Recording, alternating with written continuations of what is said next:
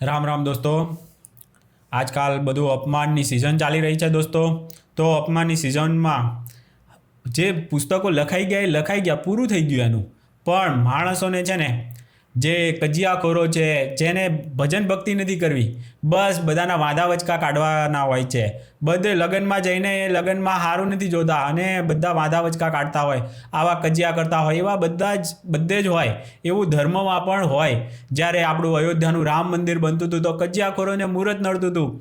એક વ્યક્તિ, એક હરામખોર તો એટલે સુધી બોલ્યો કે આ તો અસુરની મૂર્તિ છે, અસુર રામ છે, આવું બધું એ બોલતો હતો ને એટલે આવ્યા નહોતા એ બધા.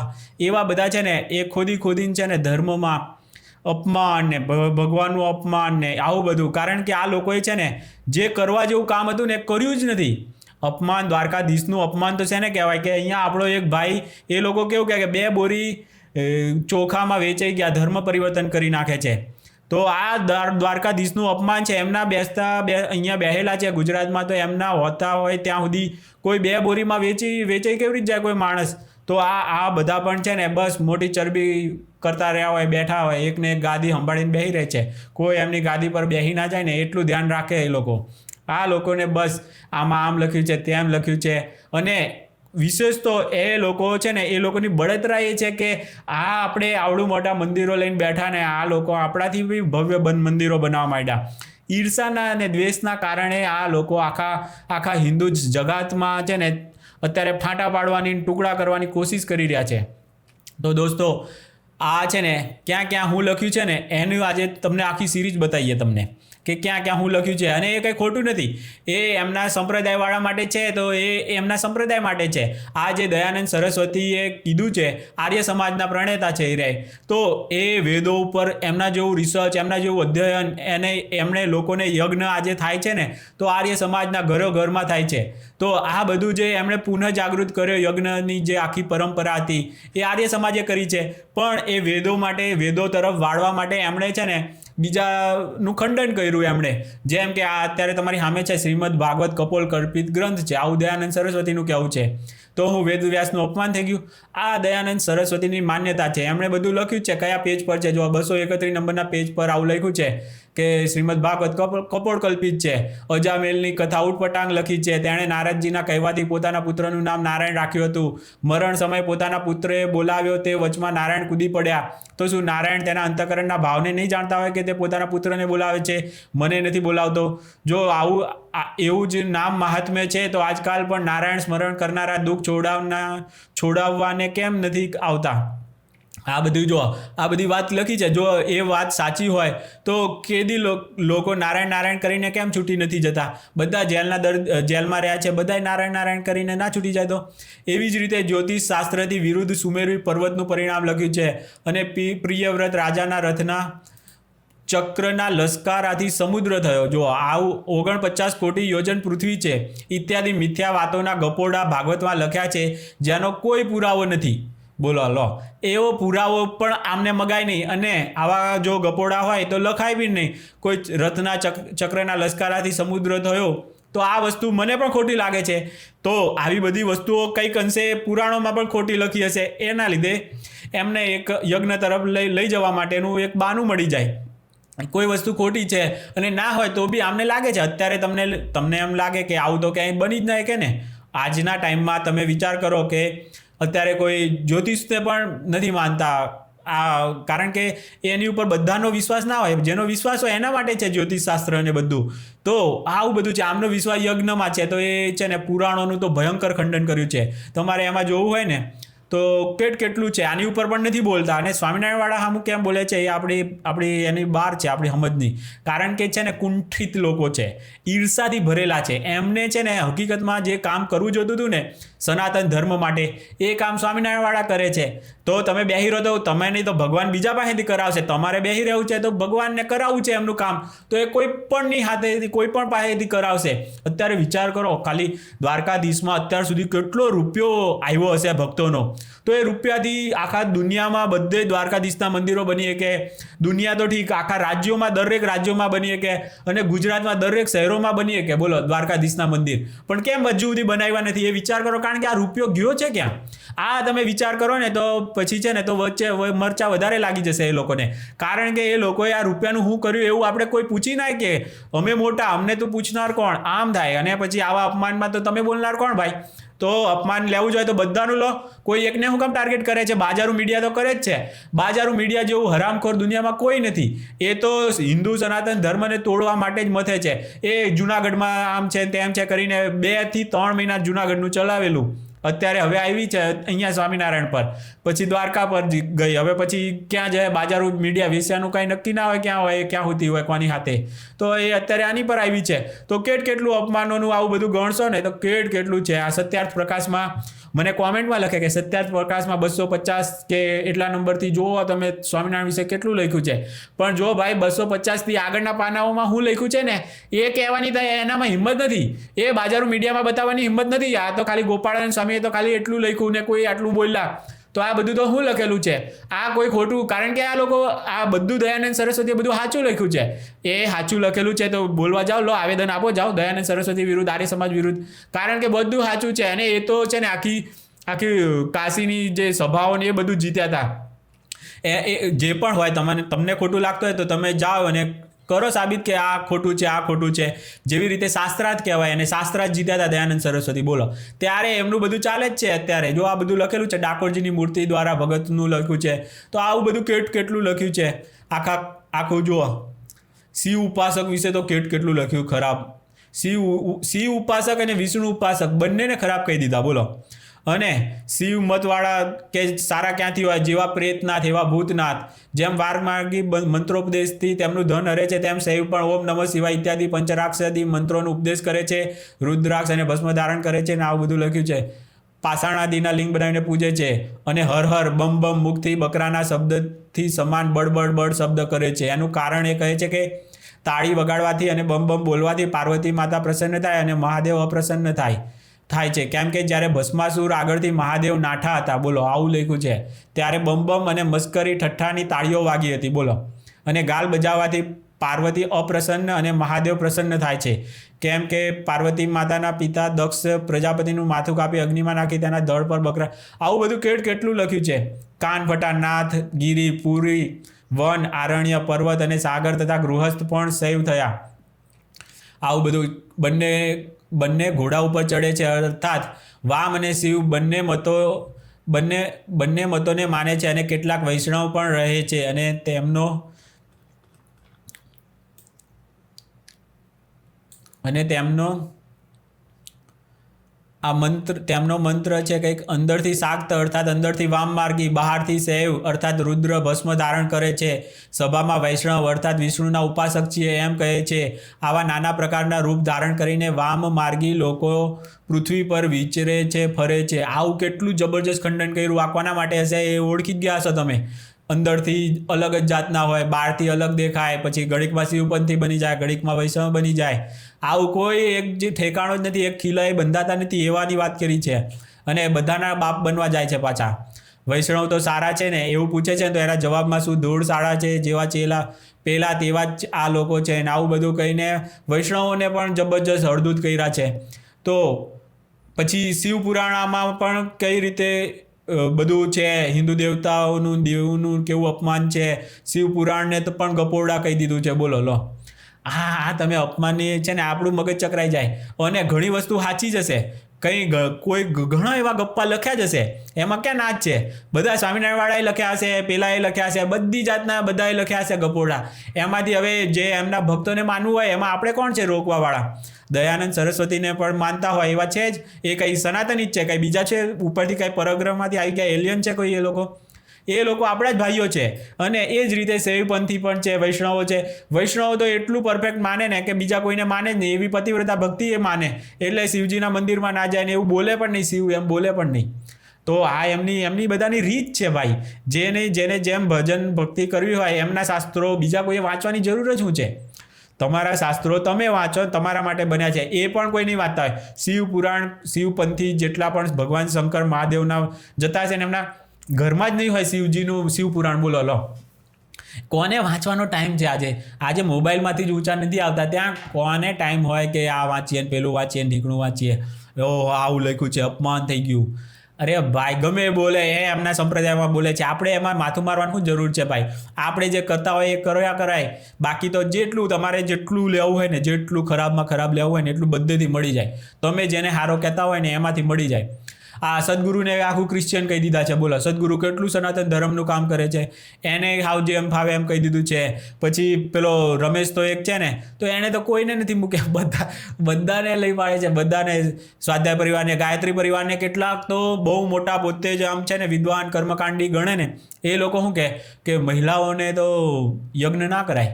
આવી માન્યતાઓ છે. આ હમણાં એક પિક્ચર આવે છે ફૂલે, જ્યોતિબા ફૂલે નામનું, એમાં ફૂલે નામનું પિક્ચર છે. એ જ્યોતિબા હમણાંના ટાઈમમાં જ છે.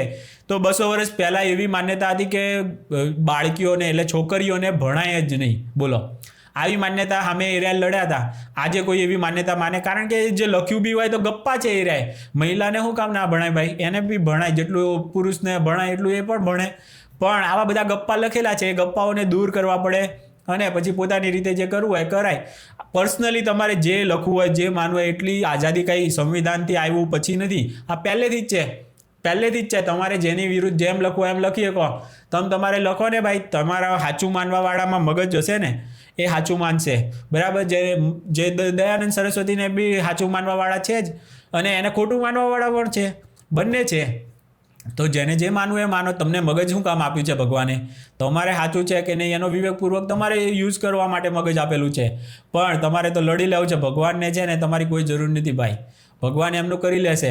એમને જેટલું પણ તમારી જરૂર પડશે ને ત્યારે બોલાવી લેશે કે ચાલ આવી જા, હાલ મારા અપમાનનો બદલો લેવા જવું છે, તો બોલાવી જશે આપણને. પણ એમને જરૂર નથી તો પછી શું લેવા? ખાલી ખોટા તમે ભગવાનને હેરાન કરો છો.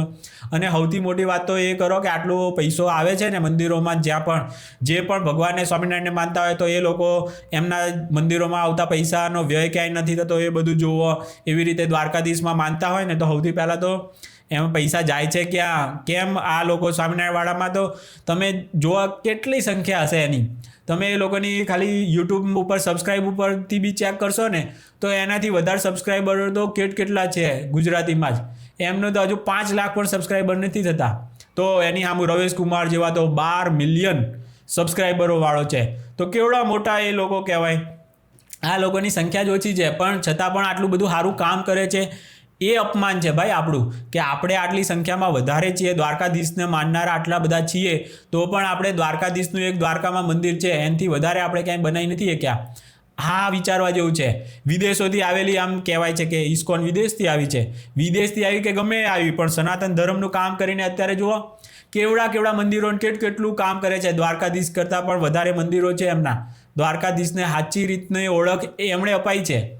તો આ બધાએ અપાઈ છે. જ્યાં પણ છે એટલું ભગવાને સાચવો છે, એટલું કેટલું ત્યાં લોકો આવે છે. એની ખાલી આપણે સરખામણી કરીએ ને, હું એક જગ્યાએ ગયો તો ધર્મસ્થલા કરીને છે.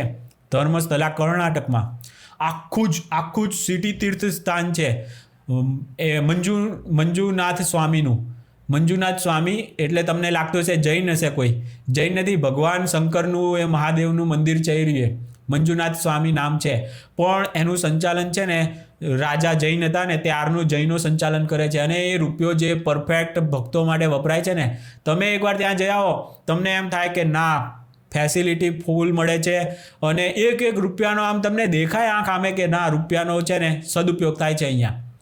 અને તમે બીજી દ્વારકા જઈ આવો અને બંને કમ્પેરિઝન તમારી જાતે કરો. હું તો બંને જગ્યાએ બાઇક લઈને ગયો છું. બોલો, બાઇક લઈને બંને, દ્વારકા પણ બાઇક લઈને ગયો છું અને ત્યાં પણ ગયો છું. મેં 2 જગ્યાએનું જોયેલું છે. હું તો કહું છું કે ધર્મસ્થલાની તોલે કોઈ જ ના આવે. સોમનાથનું પણ ટ્રસ્ટ એની તોલે ના આવે. બોલો, એટલું જબરજસ્ત સંચાલન છે.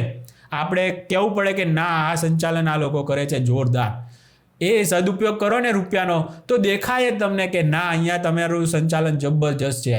મંદિરો, સ્વામિનારાયણવાળાના મંદિરો છે, તમે અંદર જાઓ, કેટલું સ્વચ્છતા હોય ને કેટલું પરફેક્ટ વાતાવરણ હોય. અને કોઈ પંડા પૂજારી કાંઈ નહીં. તમારે જે ભગવાનને તમે બસ ખતમ. કોઈ વચેટિયાની જરૂર જ નહીં. અને અહીંયા તો દર્શન કરવા જઈએ તો એ નકરા ધક્કા મૂકીને વ્યવસ્થિત કોઈ જાતની વ્યવસ્થા જ ના હોય. તમને ખુદ અનુભવ થયો હશે પણ કંઈ નહીં એકતા હોય. એ સૌથી મોટું અપમાન તો દ્વારકાધીશનું એ છે દોસ્તો. પણ તમારે જે અપમાન લેવું હોય ચગાવો, તમારે ચગાવો, બેહીને તમે તોડો. પેલા લોકોની ભૂલ હશે ને તો એ સુધરી જશે, પણ અહીંયા જેટલી પણ ભૂલો છે ને એ ક્યારેય સુધરી નથી ને સુધરવાની નથી. દ્વારકાધીશ તો ત્યાં છે કે નહીં એને એક ઉદાહરણ આપું કે આ આઝાદી પહેલાં કે આજથી 100, 150, 200 વર્ષ પહેલાં છે ને મંદિરોમાં આવવા નહોતા દેતા આપણા જ ભાઈઓને મંદિરોમાં નહોતા આવવા દેતા. તો ભગવાન ત્યાં હોય એટલું ખાલી વિચાર કરો. જ્યાં એમના ભક્તોને અમુકને આવવા દે અમુકને ના આવવા દે ત્યાં ભગવાન હોય કે નહીં એ વિચાર કરી લો. એની ઉપરથી તમને જવાબ મળશે દ્વારકાધીશ ત્યાં છે કે નથી. ત્યાં ભગવાનને રહેવા લાયક રહેવા જ નહોતા દીધા. શાસ્ત્રોના એવા ખોટા અર્થો કરીને આપણા જ ભાઈઓને આપણાથી વિખૂટા કરેલા છે. આ એમણે આટલો બધો જાતિવાદ અહીંયાથી નથી આવ્યો. આ બધો જ એ લોકોનો લાયેલો છે. એમાંથી માઠ છૂટવાની કોશિશ કરીએ છીએ ને, પણ આ લોકોને કોઈ જાતનું છૂટવા જ નથી દેવાને, ઉપરથી વધારે બરબાદ કરવા છે આખા સનાતન ધર્મને. સનાતન ધર્મને છે ને આપણે ફેલાઈ ના શકીએ ને એટલા માટે આ લોકોએ કેવા પાખંડ કર્યા હતા ખબર, કે દરિયો પાર ના કરાય. બોલો, વિચાર કરો, દરિયો પાર ના કરાય. મહિલાને ભણાવાય નહીં, આવા નિયમો શાસ્ત્રોમાં લખેલું છે, મહિલાને ના ભણાવાય. એમ કરીને મહિલાઓને ભણવા નહોતા દેતા. તમે આજે એ શાસ્ત્રો પ્રમાણે જીવવા જાઓ તો તમે જીવી શકવાના છે. દરિયો પાર નહીં કરવાનો તો અત્યારે તો પુલ પણ બનાવી નાખ્યો છે અને બેટ દ્વારકા જવું હોય તો દરિયો પાર કરીને જ જવાય ને, એમણે શું જવાય, વચ્ચે દરિયો જ આવે ને. પણ એવા તમને એમ લાગે કે આને તર્ક ને લોજિકમાં કાંઈ નહીં, ગપ્પું જ લાગે ને ગપ્પું જ હોય. પણ અત્યાર સુધી ગપ્પામાં આખો તબાહ કરી નાખ્યા એ લોકોએ લખેલા ગપ્પામાં. બોલો, આ રિયાલિટી છે. શાસ્ત્રોનું અત્યારે શું છે એમાંથી માનવા જેવું. અત્યારે નવું એક શાસ્ત્ર એવું બનાવાય કે આટલી વસ્તુ અત્યારે માનવા જેવી છે ને પછી બીજું બધું ભૂલી જાઓ. આવા શાસ્ત્રો દરેક સંપ્રદાય બનાવી નખાય કે જે પણ લખ્યું છે આટલું માનવા જેવું છે, એનાથી બધું ભૂલી જાઓ. જે પણ લખ્યું હોય એ વખત માટે હતું, અત્યારે કાંઈ નથી. એના અત્યારે કાંઈ લેવા દેવા નથી. અત્યારે પૂર્ણતઃ ગપ્પા છે. આવું ચોખ્ખું કહીને પતાવી દેવાય એટલે રોજ ઉઠીને કોઈ મગજમારી જ ના થાય. અત્યારે દયાનંદ સરસ્વતીવાળા પણ અત્યારે કોઈ મંદિરનો થોડા વિરોધ કરે છે. દયાનંદ સરસ્વતી તો કહે છે અવતારવાદના વિરોધી છે, ભગવાન જેવું હોય ને અહીંયા આવે જ નહીં. એ તો ચોખ્ખું કહે છે જેમ ભગવાનને અહીંયા શું જરૂર છે, સામર્થ્ય છે એમનામાં ત્યાં બેસીને કરવાનું બધું જે કરવું હોય. તો એ માનીએ તો સાચી વાત જ લાગે તો મંદિર બનાવાય જ નહીં. પણ કંઈ અયોધ્યા રામ મંદિરનો એમણે વિરોધ કર્યો છે? કોઈ વિરોધ નથી કર્યો. આજે બધા સમજી ગયા છે કે મંદિરોની પણ એટલી જ જરૂર છે. આગળ આમાં તમને વંચાવું ને તો જે મંદિરની પરંપરા છે એ જૈનોમાંથી લીધી છે એવું ચોખ્ખી વાત કરે છે. તો સારી વસ્તુ બધામાંથી લેવાય, એમાં શું વાંધો છે? એમાં કોઈ વાંધો હોવો જ ના જોઈએ આપણને. સારી વસ્તુ છે ને ભલે ને પછી આપણે જૈનોમાંથી લીધી હોય કે ગમે તેમાંથી લીધી હોય, સાચી ને સારી વસ્તુઓ જ્યાંથી મળે ને ત્યાંથી લેવાય. અત્યારે હવે છે ને એવા નવા બધા ભેગા થઈ અને શાસ્ત્રો બનાવો કે જે પણ લખ્યું હશે એ બધું ભૂલી જાઓ. હવે આપણે કઈ રીતે આગળ ચાલવું છે એ બનાવો ને. હવે કઈ રીતે આગળ જવું છે. હવે તમારે એમ હોય કે ના આ લોકોને હવે આમ પાડી દેવા છે, આ લોકોને આગળ વધી જાય છે ને તો હવે એમના માટે નિયમો બનાવો કે તમારે આમ નહીં કરવાનું, તેમ નહીં કરવાનું. જેમ પહેલાં દરિયો પાર ના કરાય ને આવા બધા નિયમો બનાવ્યા. હવે એનો કોઈ મતલબ જ નથી, પણ એ લોકોને પાડી દેવા માટે બનાવ્યા છે કે આપણો સનાતન ધર્મ આગળ ફેલાઈ જશે તો પછી તો એમની ગાદીઓ પણ જતી રહેશે. એમની ગાદીઓ પર કેટલે સુધી આ લોકોમાં છે ને કે ગાદીમાં અમારા સિવાય કોઈ ના બેસીએ કે બોલો, આટલા સુધી આપણી હાથે રાખેલું છે. મંદિરોમાં તો નહોતા આવવા દેતા, હવે આવવા દે છે, પણ હજુ એ લોકોની ગાદી ઉપર બીજા કોઈ વર્ણવાળો ના બેસીએ કે બોલો. વર્ણની સિસ્ટમ પણ જન્મ આધારિત નથી, છતાં પણ આ લોકોએ જન્મ આધારિત કરી નાખી અને હવે એમના સિવાય કોઈ ના બેસી શકે. તો પછી આપણે શું કામ એમને પગે લાગવાની બી જરૂર છે? એમનું કામ જ શું છે? તો અયોધ્યામાં ગમે આમંત્રણ આપ્યું ને તો આ લોકો આવ્યા નહીં, એ સારું થયું. હવે સનાતન ધર્મ એક બાજુ છે ને આ એકલા એક બાજુ છે. હવે બધા સમજી ગયા છે, પણ ગુજરાતમાં થોડુંક હજુ જેમ હળગાવવું હોય ને એમ હળગાયા કરશે. પણ એમાં જે સાચા છે ને એ લોકો રહેવાના છે, જેટલા ખોટા છે એ તો હજુ નીચે જાય જ છે ને હજુ જવાના છે. આખો બૌદ્ધ ધર્મને હટાવી દીધો ભારતમાંથી તો હું બૌદ્ધ ધર્મને કાંઈ ફરક પડ્યો? કદાચ મિટાવી બી દે તો બી આખી દુનિયામાં ફેલાઈ ગયો છે. અત્યારે અમેરિકા અને મોદી સાહેબને ખુદ કહેવું પડે કે આ દેશ બૌદ્ધ દેશ છે, ભારત, હું બૌદ્ધના દેશમાંથી આવું છું. તો કોઈનાથી કાંઈ મીટાતું નથી દોસ્તો. ભગવાનને સત્ય જે છે ને એ બધું રહેવાનું જ છે. આપણે બધા કજિયા કરતા રહી જઈશું, પણ જે ઓરિજિનલ સત્ય છે ને એ તો વધ્યા જ કરે છે, આખી દુનિયામાં ફેલાતું રહેશે.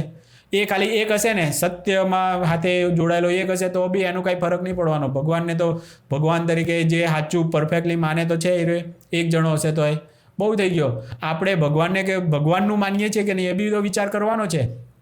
ભગવાનને પણ માનીએ છીએ કે નહીં એ બધું જોવા, તમે તમારું જીવન જોવા તો ખબર પડે કે ભાઈ આપણે કેટલો સુધારો કરવાનો છે. લોકો ક્યાંના ક્યાં પહોંચી ગયા છે. એ ખાલી વાતો નથી કરતા ભગવાનનું નામ લઈને, એ એમના જીવનમાં ઉતારે છે. ને આ બધા તો બસ કજિયા કરતા રહી ગયા આખી જિંદગી, હજારો કથાઓ કરી નાખે અને બધું કરી નાખે તો બી જીવનમાં હાવ ધૂળ હોય, કોઈ જીવનમાં કાંઈ જ ફેર ના પડ્યો હોય. કજિયા કરવા હોય, લોકોની ઈર્ષા કરવી, દ્વેષ કરવી, આ જ આખી જિંદગી કર્યા કરવાનું. તો ભાઈ તમે ગમે એટલી ખાલી આંકડાઓ વધારો તો એને શું થઈ જવાનું છે.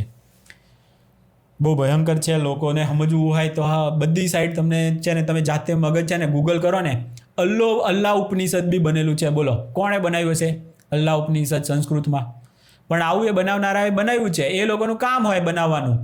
પણ તમારે માનવું ના માનવું, પછી શું કામ એની મજબૂરીમાં શું બનાવ્યું હોય, બધું જ છે ભાઈ. મુગલોને ખુશ કરવા બનાવી નાખ્યું હોય, એવી રીતે એ ટાઈમે એને પોતાની રોજીરોટી માટે શું લખ્યું હોય, શું બનાવ્યું હોય, એ આપણને ના ખબર હોય. હવે આજના સમયમાં શું છે, અત્યારે એ બધાનું કંઈ ઔચિત્ય છે કે નહીં એ બધું આપણે વિચારવાનું છે. આપણે જેટલું માનવું હોય એટલું સારું હોય ને એટલું લઈ અને આગળ ચાલતું થવાય. જેટલામાંથી જેટલું સારું હોય ને એટલું લેવાય. બાકી તો તમારે કજિયા કરવા હોય ને તો ભાઈ સાહેબ ખૂટે એટલો નથી ખજાનો. કેટલા યુદ્ધો થયા છે તે લઈને બધું જ ઘણું બધું થયું છે. બહારના કરતાં વધારે આપણી હાથે ને આપણા સ્વજનો હાથે જ થયું છે. તો એ બધામાં જ રહેવું હોય તો રહી શકાય. એમાં પછી દુર્ગતિ જ છે. આપણે જે આગળ વધવું છે ને રચનાત્મક કામ એ ઓછા થશે. માઈ ગયું ભલે એટલા ઓછા થાય પણ મજા તો એમાં જ આવે. કજિયા કરવામાં જ મજા તો એમાં આવે. તો એ મજા કરી લેવાની દોસ્તો. તો ચાલો, તો આપણે બી વિડીયો બનાવીએ જ છીએ. તમે તમારે કહેજો છે એની ઉપર વિડીયો બનાવવા છે, કયા કજિયાખોરને જવાબ આપવા છે, તો એની ઉપર બનાવીશું. આપણે બી કજિયા તો નહીં આવડતા તો શીખી જઈશું કજિયા કરતાં. એ કાંઈ બહુ મોટું કાંઈ રોકેટ સાયન્સ તો છે નહીં કજિયો કરવો. એમાં હું પહેલાંની ભૂલો જોઈને એમની ઉપર 2 શબ્દો બોલી જવાના એટલે થઈ ગયા કજિયા. પછી પેલા લોકોને મરચાં લાગી જાય. બસ જેમ વધારે મરચાં લાગે એનામાં વધારે શક્તિ છે બોલવાની. બસ આ રીતનું ચાલ્યા કરશે. અને એમાં તો પારંગત છે આપણો દેશ પહેલેથી જ. એની ઉપર જ તો રામાયણ થઈ ગયું, મહાભારત થઈ ગયું. બોલો રામાયણ શું કામ થયું હતું ખબર છે? લક્ષ્મણજી જતા નહોતા ભગવાન રામને એમ એ લક્ષ્મણ એમ કરીને પેલું હરણ આમ અવાજ આપે છે ને તો સીતાજી કહે કે તમને બોલાવે છે ભગવાન, તો શું કામ જતા નથી. તો એમ કહી અને એ જતા નથી ને તો એ કે મારે શું જરૂર, એમનું નામ લેવાથી લોકોનું કામ થાય છે તો એ વ્યક્તિ કેટલો એને મારી જરૂર પડે એમ લક્ષ્મણજી સમજાવે છે સીતાજીને. પણ સીતાજી કે કેવા બાણ મારે છે એને વાક્યોથી કે તું મારી સાથે પરણવા માગે છે ને તું એટલે જતો નથી ને તારી મારી ઉપર ખરાબ નજર છે. કેટલું 2 પાના ભરીને વાલ્મીકી રામાયણમાં લખ્યું છે. 2 પાના ભરીને બોલો એટલું બધું લખ્યું છે. એટલા બધા બાણ મારે છે લક્ષ્મણજીને. ત્યારે પછી લક્ષ્મણ રેખા બનાવી અને જાય છે. પણ એ રાવણ સાધુના વેશમાં આવે ને એ બધી કથા ખબર જ છે. પણ ત્યાંથી એટલે આ બાણ આ ખોટા વાક્યો ના માર્યા હોત ને તો એ રામાયણ થાત જ નહીં. એવી જ રીતે મહાભારતમાં પણ દ્રૌપદી અંધના તો અંધ આવું ના બોલ્યા હોત તો પેલા દુર્યોધનને એટલું ખોટું ના લાગે અને ના થાત મહાભારત. આવું કહેવાય છે. તો આની ઉપર તો કજિયામાંથી તો રામાયણ મહાભારત એની ઉપર જ થઈ છે. અત્યારે કંઈક સારું કજિયો કરી નાખશું તો એક નવું શાસ્ત્ર બની જશે આપણાથી. તો નવું એક ગ્રંથ આખો બનાવી નાખીશું અને એમાંથી પછી લોકો આવનારી પેઢી શીખશે કે આ ઇતિહાસમાંથી આમ શીખવા જેવું છે. પણ માણસ ઇતિહાસમાંથી કાંઈ નથી શીખતો. એ જ તો પ્રોબ્લેમ છે. એટલે જ રામાયણ પછી મહાભારત બી થઈ ગયું. મહાભારત પછી અત્યારે પણ આપણે એક નવા મહાન યુદ્ધની તૈયારીઓ કરીએ છીએ. બહુ ભગવાને ત્યારે યુદ્ધ ના થાય એના માટે બહુ કોશિશ કરેલી. અત્યારે પણ ભગવાન માટે એમ કે આપણે છીએ અને યુદ્ધ કરવા આપણે આપણા જ સ્વજનો સામે પડીએ છીએ. જ્યારે કેટલા બીજા છે દુશ્મનો છતાં પણ એ નથી દેખાતા. કંઈ વાંધો નહીં ભાઈ, આપણે જ અંદરો અંદર લડીને મરવા માટે જ જન્મ્યા છીએ.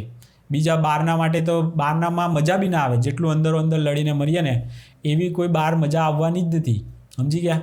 કારણ કે પેલું તો શું છે, પતી ગયું, ખતમ. પણ આપણે આજુબાજુ રહેતા હોય ને આખી જિંદગી પછી યાદ રહે, આપણી આવનારી પેઢીઓને પણ યાદ રહે કે ના આપણા દાદાઓને એમના વચ્ચે આવા આપણા પૂર્વજો વચ્ચે મસ્ત એના યુદ્ધ થયું હતું, આટલું સારું કામ થતું હતું ને તો દેખી નતા એ ક્યાં. એના લીધે પછી યુદ્ધની શરૂઆત થઈ ગયેલી. આવી જબરજસ્ત એક ગ્રંથની રચના થશે અને વેદ વ્યાસના નામે ચડાવી દેવાનું એટલે ચાલશે. આવું દયાનંદ સરસ્વતીએ લખ્યું છે કે બધા જ છે ને પોતાની રીતે લખી અને વેદવ્યાસના નામે ચડાવી દીધા છે. તો આપણે બી ભગવાન વેદવ્યાસના નામે ચડાવી દેવાનું અત્યારે યુદ્ધ કરીને, એટલે આખી જિંદગી આવનારી પેઢીઓને એક નવું શાસ્ત્ર મળી જાય. તો આવું બધું છે દોસ્તો. આ જ છે આખો ધાર્મિક ઇતિહાસ, જેની વચ્ચે પણ ઘણા સંગ્રામો થયેલા છે. આ ના થાય ને એના માટે કજિયામાં પડવું નહીં. ભગવાનની ભક્તિ કર્યા કરો, જેને માનતા હોય એમાં માન્યા કરો, જેને જે લખવું એ લખવા દો, જેને જે બોલવું એ બોલવા દો. એ આપણાથી રોકાવાનું નથી. આપણે શું કરવું છે એ આપણી ઉપર છે. દુનિયા તો દુનિયામાં બધું જ ચાલવાનું છે. આપણે એને સાચું માનીને કજિયામાં કૂદી પડવું છે કે બસ આપણે ભગવાન ઉપર છોડી દેવું છે કે ભગવાન તમે તમારું જો અપમાન થયું હોય તો બદલો લઈ લેજો. આટલી સિમ્પલ એક વાક્યમાં પ્રાર્થના થઈ જાય ને પૂરું થઈ જાય, અહીંયા અંત આવી જાય. પણ જે લોકોને પોતાની ગાદીઓ બચાવી છે ને એ લોકો તો કજિયા કરવાના જ છે. એના માટે જ જાણીતા છે. એ લોકો એના માટે જ જાણીતા છે. એ બાકી તો એમની કોઈ વેલ્યુ જ ના હોય આખા સનાતન ધર્મમાં. એના લીધે જ છે. તો એ એમની વેલ્યુ વધારવાની કોશિશ કરતા હોય તો એવી રીતે થઈ જતી હોય તો સારી વાત છે. બાકી સારા કામ કરીને પણ થાય, જબરજસ્ત કામ કરીને થાય. દુનિયાભરમાં દરિયા ઓળંગીને જાઓ, મંદિરો બનાવો, બધું કરો તો થાય નામ, વેલ્યુ પણ વધે. અને એમ કહેવાય કે ના, સનાતન ધર્મને આખી દુનિયામાં આ લોકોએ પહોંચાડ્યો. આવું નામ બનાવો, હું લેવા ખાલી ખોટા કજિયા કરીને બીજાને ઈર્ષા દ્વેષથી તમે કામ કરો છો. ભગવાન હવે સદબુદ્ધિ આપે બધાને. ચાલો દોસ્તો, રામ રામ.